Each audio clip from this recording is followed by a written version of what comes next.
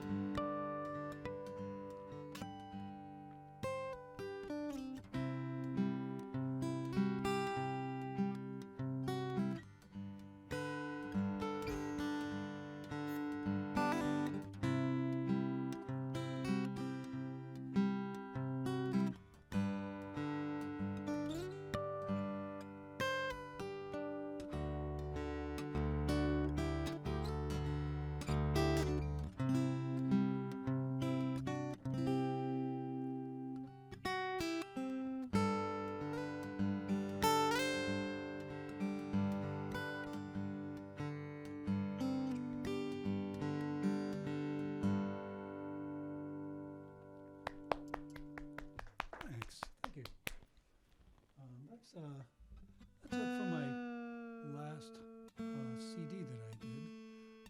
It's called the same thing as the song, which was "Hello, Old Friend."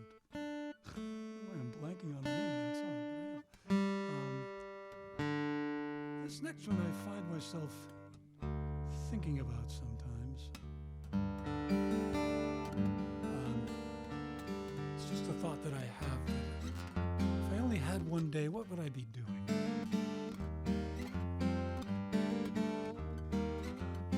don't know. I'd probably be doing this stuff. So this is called "If I Only Had One Day."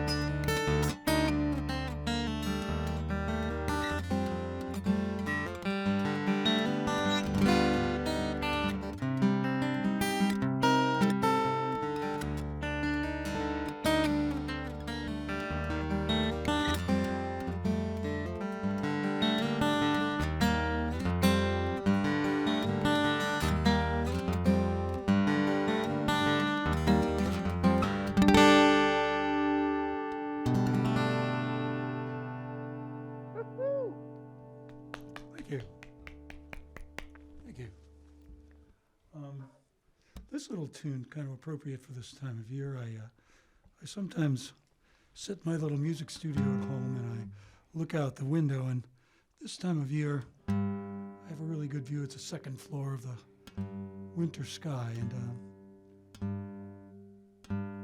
although we don't get to do that much in New England these days in the wintertime, I kind of enjoy that. I enjoy the solitude and the peacefulness of a nice cold winter day.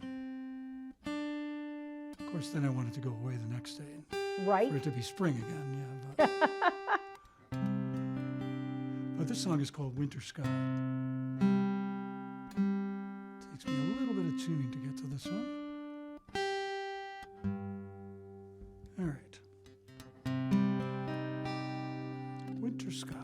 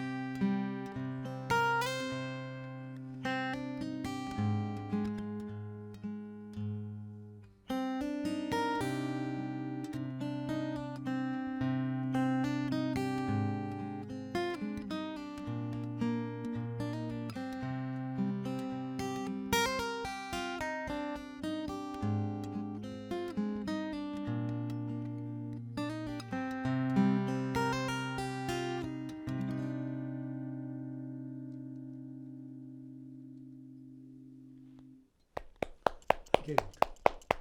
Thanks. All right, what should I do next? I think I'll do this one. This came about through a collaboration with a playwright friend of mine who wrote a play called Finding Home for a school that I used to work at in Rhode Island. I was a music teacher for 33 years. And she wrote this play called Knowing Home that was about a young man who kind of lost his way and went searching for it and found it right in his own backyard. This one's supposed to be on A, I think. Yeah, there we go. So this tune is called Finding Home.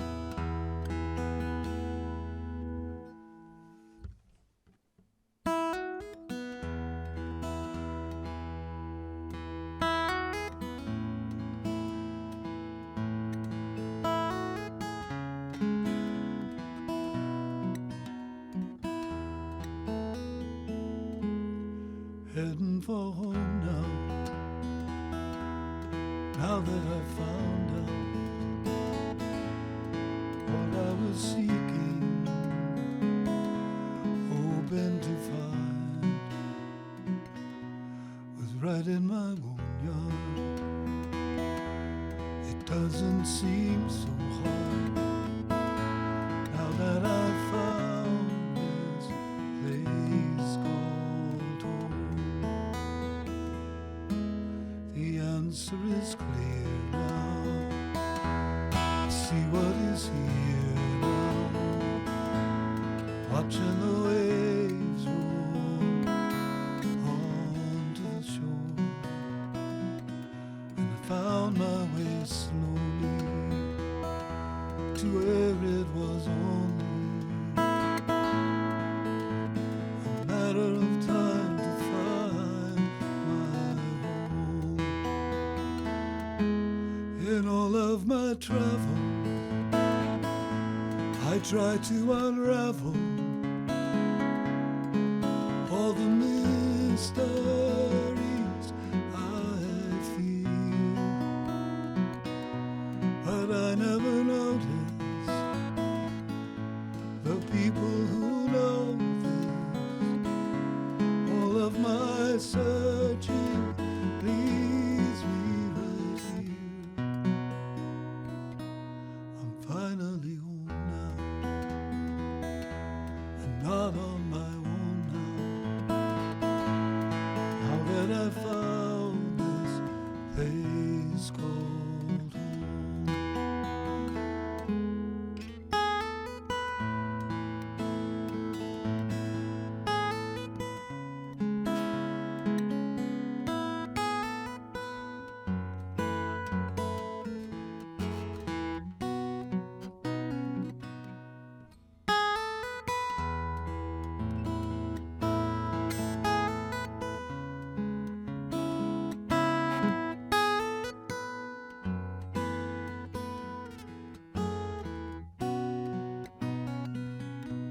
I'm finally home now, not on my own now. Now that I found this place called home. Now that I found this place called home. Now that I found this place called home.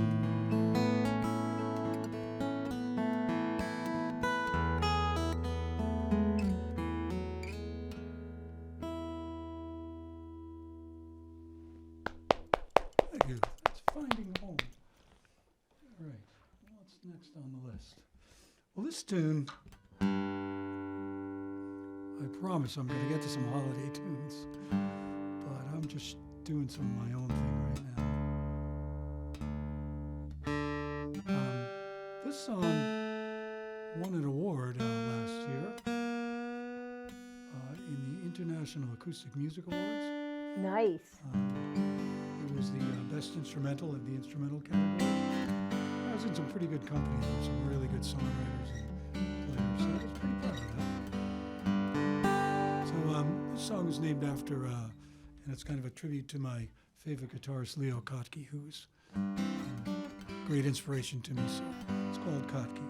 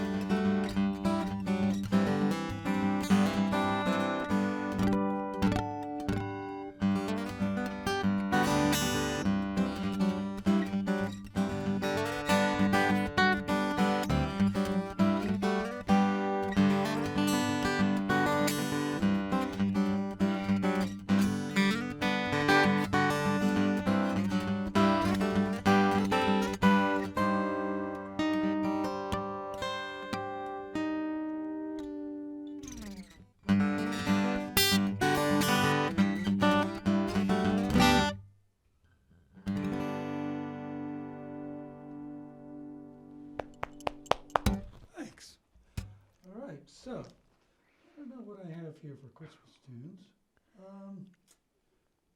Let's try this one.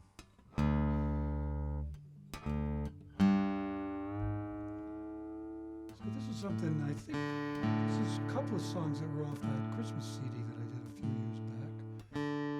It's out The of one I print, played on my radio show the other day. but it's out of print, but if you look me up on social media and get in touch with me, I'm on Facebook and YouTube, and I have a website, paulcolombino.com. If you get in touch with me, I can probably get you a copy of it. It's a great little album, by the way. Thanks. So this is a medley of a couple of the tunes that are on there.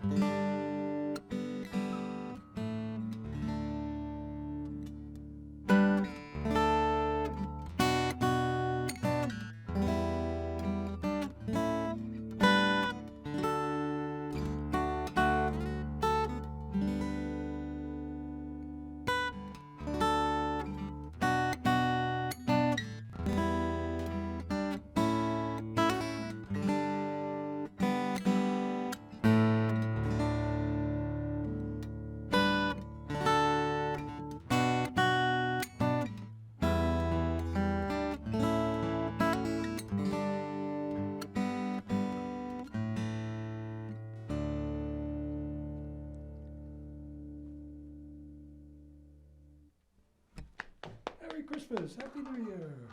All right. This is, well, let's switch seasons here. This is a tune that I wrote in the middle of the summer.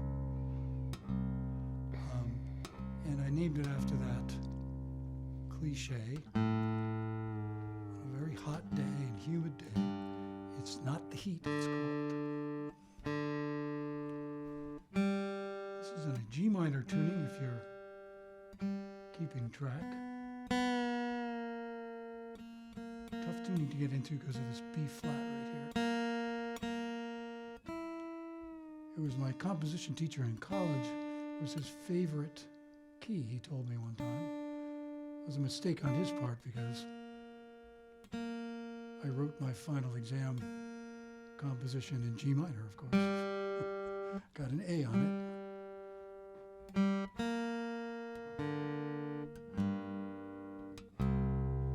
So this is called It's Not the Heat. There we go.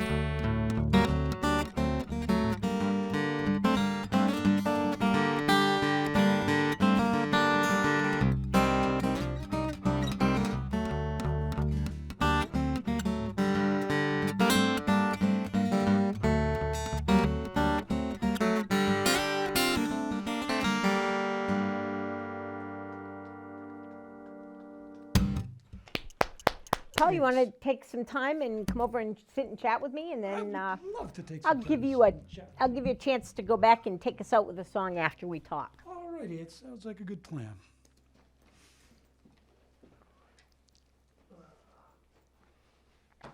while Paul's coming over, let me just tell you, it is the season. Small gift, art equals small gift is at the Hygienic, and they have some great, great, great gifts, all done by local artists. So check that out. Also, Studio 33 is doing a really special holiday thing. Check that out. There's music everywhere. Yeah, sure. Everywhere. Get out and support local music. There literally is someone playing in every music venue everywhere, like all weekend. You can't miss music this weekend because it's everywhere. Next week is kind of a holiday week, I guess. A lot of people have the whole week off from whatever they do for school, livings, whatever. So take the time and enjoy your family. Don't worry about the material things. Do things like you can't go sledding in Connecticut, but maybe you can go ice skating. Maybe it'll get cold enough to do that. Or go horseback riding, or go for a hike, or go walk downtown, go walk by the beach. Get out there and enjoy time with your family, enjoy time with your friends. Take this quiet time and make memories, because that's what it's all about. I'm going to talk to Paul now. Hi. Hi, how are you? Welcome back to the attic. It's so good to Thanks. have you here. I think that the first time you were here with Kristen Graves. Weren't you here with Kristen Graves? No? Don't remember doing that, no. No? I've always played by myself here. I don't know if you were here before her or after her. I think you were both in the studio the same day, though. I don't know. So, are you retired from teaching now? I am retired from teaching. This is my 4th year in retirement. How's that feel? It's fantastic. It's just fantastic. It's funny, I saw this guy playing at an open mic the other day, and he had this song that he's called I Don't Have to Do Anything. And that's just kind of the theme of my life. Right now, I don't have to do anything. I just do what I want, and it's just great. Wow. What are the things that you do? Well, Besides sit and play guitar when the winter sky is out, I can just see you sitting there looking out the window, playing your guitar and just like absorbing the vibes. it really is quite a scene out that window, and especially if it's snowing and there's trees all around, it's really beautiful. And aside from that and recording, doing a lot of recording, I like to play golf a lot. I play golf a lot during the year, and even in the winter, if the temperature's above 40, I'll get out there. Nice. I like to do a lot of exercise, and I get to spend a lot of time with my wife traveling and going to visit my son in LA, and so we're very very content and very busy in a positive and a great way. That's nice to not have to get up to go to school or get up to go to work. Yeah, it's a wonderful thing. So you said 33 years of teaching. 33 years, yeah. Do you look back and have students that stick out in your mind as not necessarily your favorite students, but students that really made an impression on you with their talent?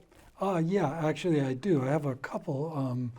One is named Andrew Burnap, who's from South Kingstown, Rhode Island, where I taught. And he is now a Tony Award-winning Broadway actor. Oh, wow. He was a very good musician when he was in elementary school, which is what I taught. And he was in my chorus for a couple of years. And I used to tell him, look, I used to do a lot of things where I'd teach the boys one part and the girls a different part. And I'd say, Andrew, go and teach the boys that part, and I'll work with the girls over here. And he's like, 10 years old. Right. And he's being my associate director of chorus. It was great.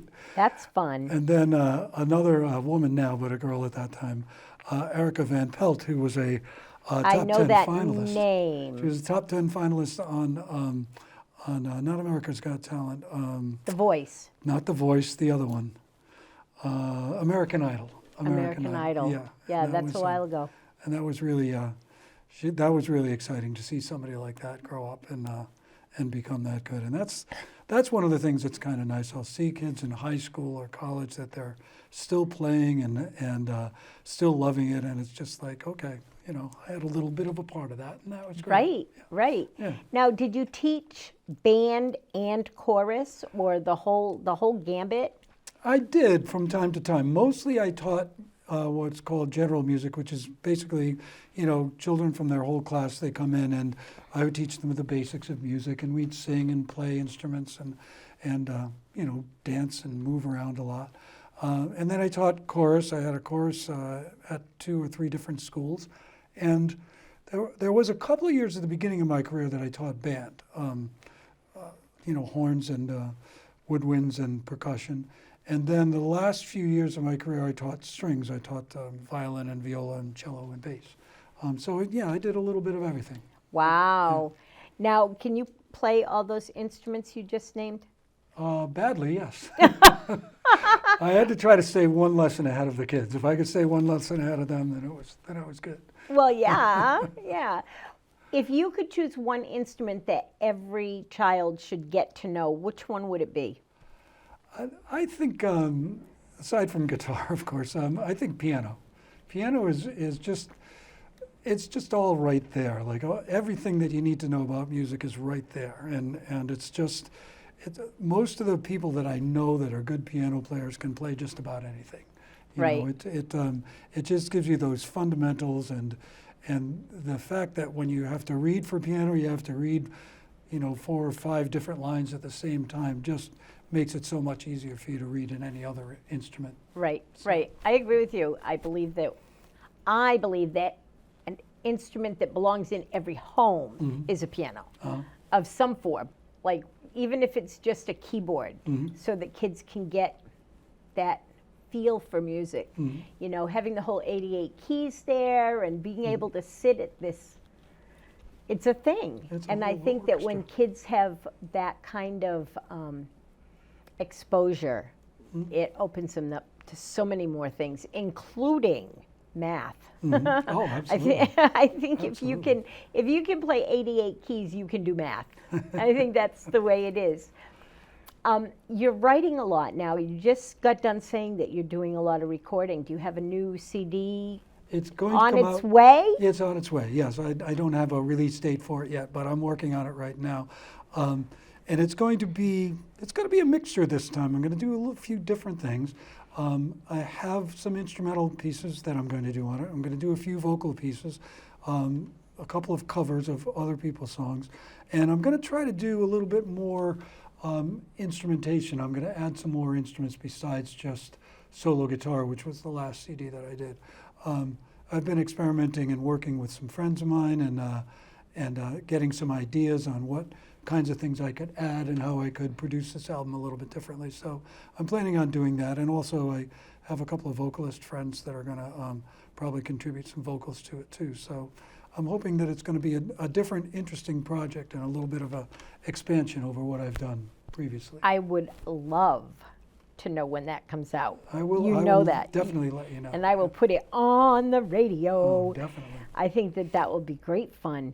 Now, when you're writing these songs that you're talking about now, do you hear that other instrumentation in your head? Does that happen for you? Sometimes I do, yeah. Sometimes I sing it to myself. Sometimes I'll write it. I'll sit down and write it down. I have an arrangement to one of the songs I did today, Finding Home, that I wrote string parts and percussion and bass parts too, and vocal parts too. So, sometimes I'll just sit down and kind of like chart it out for myself, write it out, experiment with a little bit, say, yeah, that doesn't work, let's add this in here. And, I'm hoping that the people that I work with will give me a sort of a collaborative effort where they're saying, hey, why don't I try this? Or just those kinds of things kind of magically happen when you start playing with other musicians. I think that's true. Yeah. Now, is your wife musical? She loves music. She'd have to love you, right? So do you play things for her and ask her opinion on what you're doing? I do. And I like to get her opinion because it's actually, a non-musician's opinion is a good opinion to have because it sort of gets you out of that box. I mean, you're in a sort of a box as a musician where you're sitting in this room by yourself and playing and writing and practicing, and you really kind of have to know how is this going to affect other human beings that aren't, specifically locked into that music lane. So she's very good at doing that and saying, yeah, that really works, but that maybe not so much. Maybe she doesn't have specific suggestions, but she'll just say, yeah, that didn't really do it for me. There was one song in particular. There's one in particular that I wrote that I was playing, and she said, you know, I really, really like it, but it's very repetitive. You do the same thing over and over again.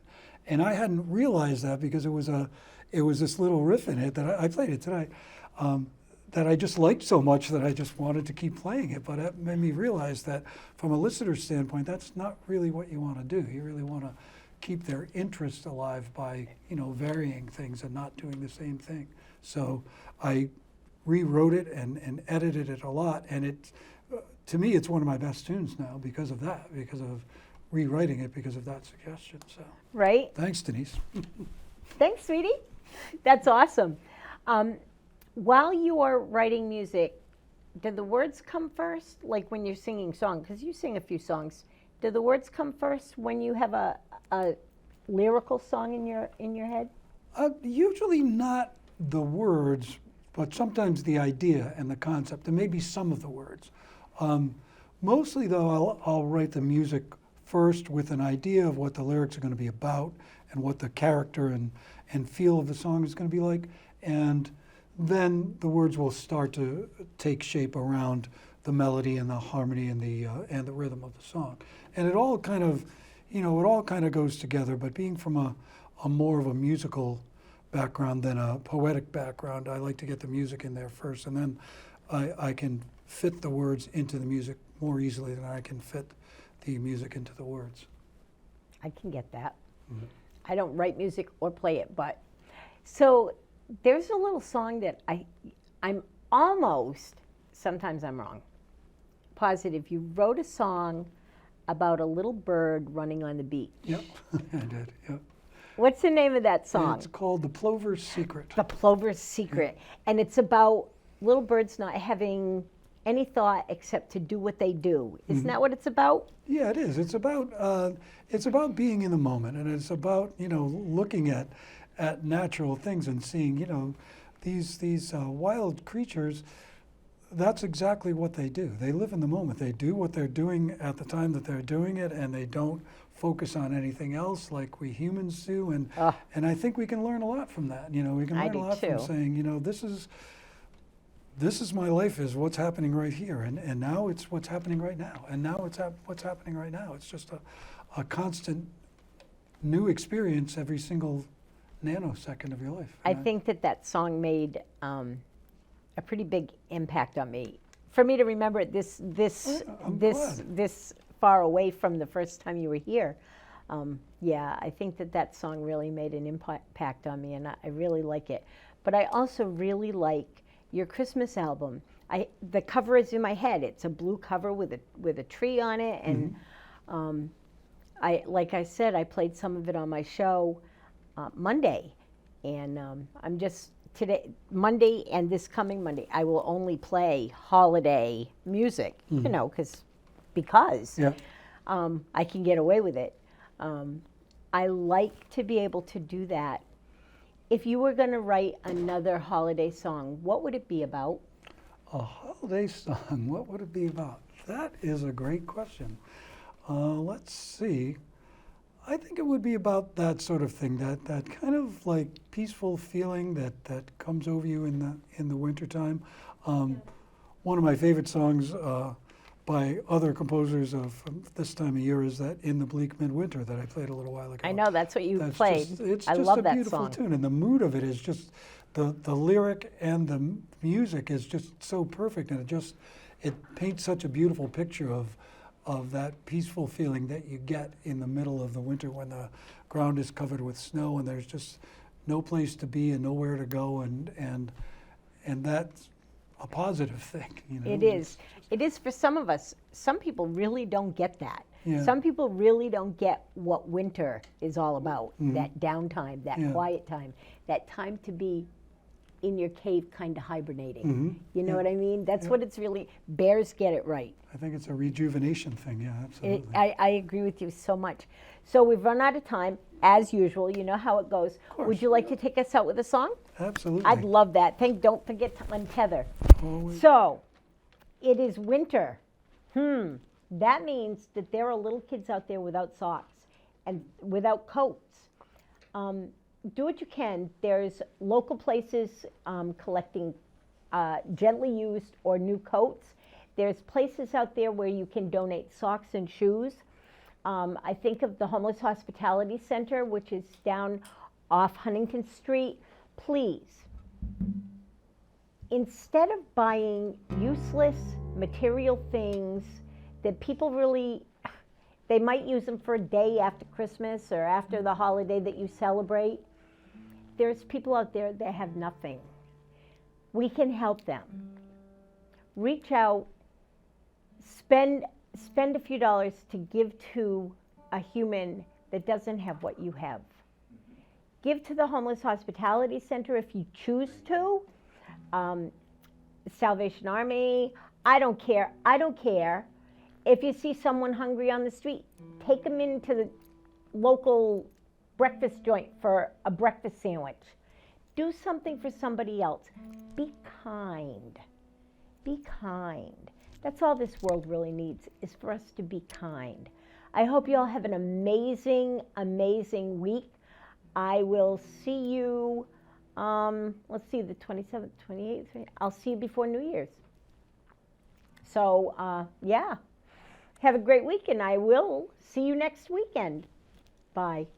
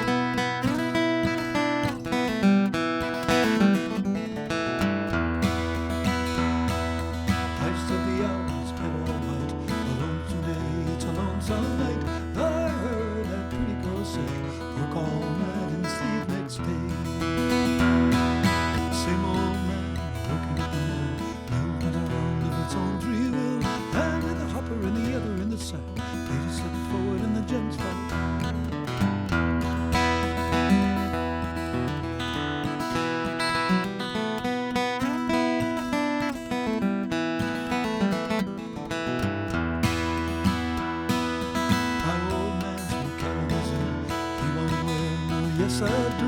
First to the left and then to the right. This old moon has day and night. Same old man working at the mill, building around with its own free will. And the hopper and the other in the sun. They slip forward and the gents fall back.